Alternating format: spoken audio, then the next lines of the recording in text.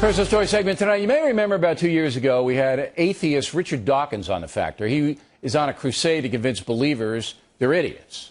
Well, convincing believers of stupid things isn't exactly a difficult task, now is it? Getting believers to learn about why their beliefs are stupid in the first place, however, is nearly impossible. Well, now Mr. Dawkins has a new book partially aimed at children called The Magic of Reality. I talked to him earlier this week. Now, you wrote this book, and this book, is marketed somewhat toward children, adolescents, correct? It is. Yeah, and you want them to not only believe in science, which I think is a good thing, but reject God and religion. No, this is a book about science. It doesn't talk about God. It mocks God. I looked at it. No, it doesn't. Yeah, which bit have you looked at? I mean, I went through that book, and you basically are saying that everything can be explained by science, correct? Well, everything about the natural world can be explained by science, but where does it mock God? It basically says that these things are myths. They're not really true. Every chapter has myths at the beginning of the chapter. Aha! Some of them are Aztec myths, they're ancient Egyptian myths, Greek myths, Judeo-Christian myths. Don't play these semantic games with me. You know what you're doing. You're trying to get to the kids and say, hey, you're an idiot if you believe in God. Exactly what would you call a kid if the kid was 16, 17 years old and still believed in Santa Claus and the Tooth Fairy? You call him a fucking idiot. Now, what do you call an adult who still believes in fairy tales? Yeah, a fucking idiot. You call them what they are. They're fucking stupid, and you say so. Mind you, that is not at all what Richard Dawkins is saying or what he writes in his books. So O'Reilly, again, is just making shit up and blurting it out there as some kind of fucking fact against an actual scientist. And it's nothing to do with God. I'm talking about myths from all over the world. The Judeo-Christian myth is thrown in occasionally as one of many myths that come from around the world. The Judeo-Christian philosophy isn't a myth. It's reality. This country was based on it. And you know how Bill O'Reilly knows Christianity is a fact? Because of the tides. I bet you Richard Dawkins can't even explain how the tide works. You know, tide comes in, tide goes out. Can't explain that. Watch out, Dawkins. You're debating with a super genius. Well, that's not true. Yes, it is. I absolutely love Bill O'Reilly. You know, he says something stupid. Someone says to him, that's not true. He says, yes, it is. And as you'll see here, he'll just move on to the next subject, trying to make his totally fucktarded point. Throughout history, some of the worst regimes ever have been atheistic. You know that. Communists under Stalin, Mao Zedong. Nothing to do with atheism. No, really? No.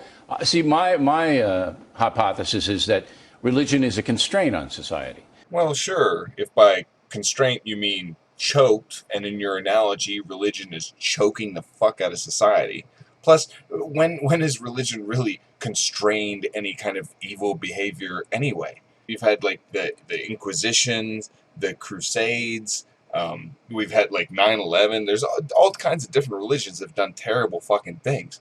Of course, that's not the excuse for why religion is wrong. That's not our argument. However, Bill O'Reilly's argument is that there have been atheists in history who have done bad things. Therefore, my religion is correct. Super fucking genius. Goodwill toward men, treating everybody as Jesus taught, the same as you, how you would like to be treated, the 10 Commandments. They're constraints against bad behavior. Atheists have these same morals. They treat others as they wish to be treated.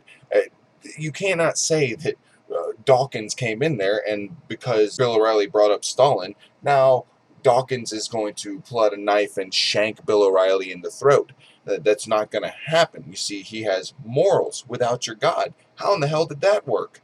I thought religion just placed these wonderful constraints on society, like the wonderful religion of Islam has these constraints that women can't show their fucking faces, and that gays should be stoned to death, similar to the fucking Bible and similar to Christianity.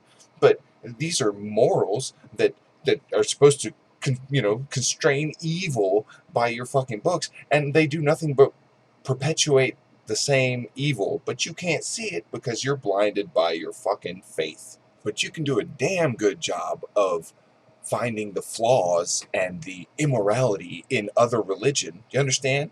other, this religion can judge that religion, and that religion can judge this religion, because both of them are blinded by their fucking faith, so they can see the flaws in each other, but not in themselves. Atheists step back and they can see the flaws in all of your religious bullshit. To the Ten Commandments do value? All of Thou them. shalt not make a graven image. Thou shalt not violate the Sabbath. Thou shalt not kill. Thou shalt not bear thou shalt false not kill witness. is a widespread belief all over the world. It's not by Pol Pot or Mao Zedong or Joseph Stalin. They all had one thing in common. They didn't believe in God. They also all had penises. Therefore, men are evil. And you're a man, aren't you, Bill O'Reilly? So you're fucking evil. I just proved my point using O'Reilly Logic 101. Woohoo! But in any case, it's nothing to do with whether you believe in God or not. You don't see it as a constraint? You don't see religion as being a constraint on human behavior? Learn tonight, we're not pointing fingers at these kids. We say, Lord, we are the men. We drop the dog.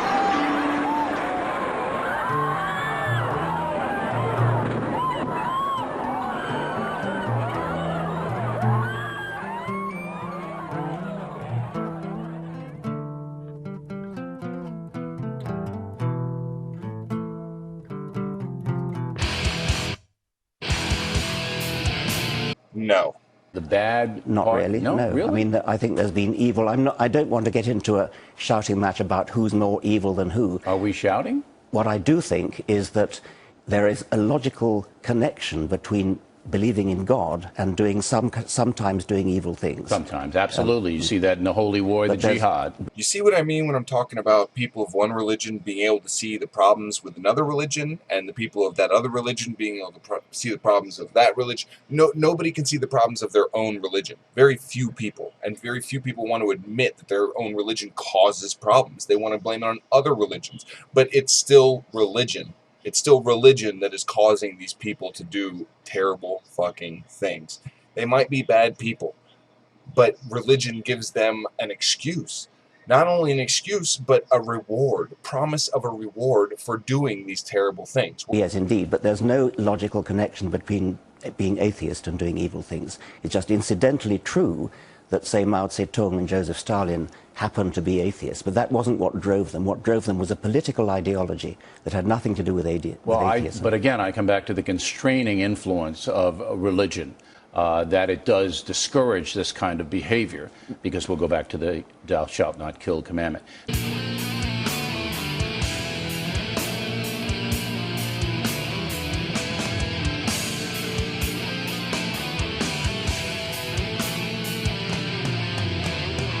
Now, the last time we were here, you were honest enough to admit you don't know the origin, whether it was a meteor or something like that. Unlike Bill O'Reilly, who is extremely dishonest and claims he does know it all, and that he understands how the origins of everything happen, and that he knows it based on nothing, just faith. And you said to me, we're working on it, and I said to you, when you get it, let me know. That's how we left it last time. That was only about 2 years ago. And still, you don't know. Well, are you talking about the origin of life? I'm talking about the origin of existence, of human existence and plant existence and animal existence. How can it possibly help to postulate a divine intelligence to explain something complicated like that? Here's how it can help. If you believe in the teachings of Jesus or Buddha or someone like that who wants people to be peaceful and to love each other, that is a good thing. Well, if it's a good thing and to do as Jesus said, then Bill O'Reilly, you should be getting rid of all your riches. You should be giving away all your possessions to the poor.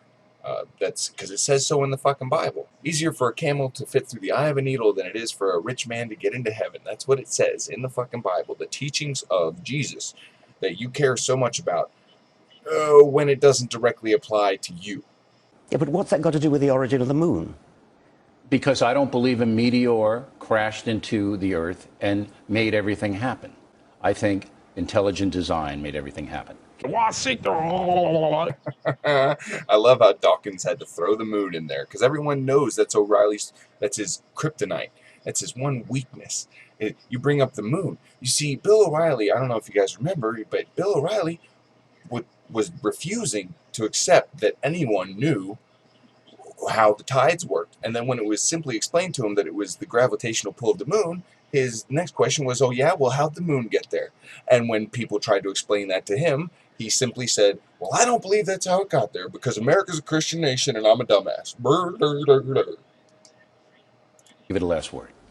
Well, I mean, science does know quite a lot about things like how the moon came into existence, why the sun is there, why the galaxy is there.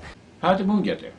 Look, you pinheads who attacked me for this, you guys are just desperate. How'd the moon get there? How'd the sun get there? How'd it get there? Can you explain that to me?